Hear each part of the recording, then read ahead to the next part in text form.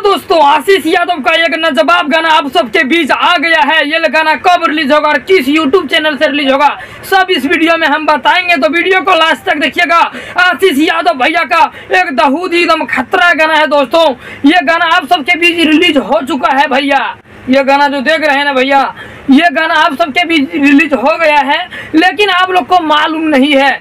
चलिए दोस्तों, इसी वीडियो में बता देते हैं। चैनल पे पहली बार आए हैं तो चैनल को सब्सक्राइब कर लीजिएगा भैया। हम बहुत मेहनत से वीडियो को बनाते हैं भैया, और बहुत मेहनत से अपडेट को निकाल के आप लोग सबके बीच डालते हैं भैया, तो आप लोग चैनल को सब्सक्राइब जरूर कर लीजिएगा। इस गाने को अभी रील स्टॉप पे रिलीज कर चुका है। रील स्टॉप समझते हैं ना भैया, रील स्टॉप पे गाना को रिलीज कर चुका है। अगर सुनना तो आप लोग सुन सकते हो, लेकिन दोस्तों आप सबके बीच ये गाना आएगा आशीष यादव ऑफिशियल से, और आशीष यादव ऑफिशियल से ही रिलीज हुआ है। लेकिन रिलीज स्टॉप जिसको बोला जाता है, वहां से गाना को रिलीज करके चोरी करके डाल चुका है। तो आप लोग इस गाने को सर्च करके सुन सकते हैं दोस्तों।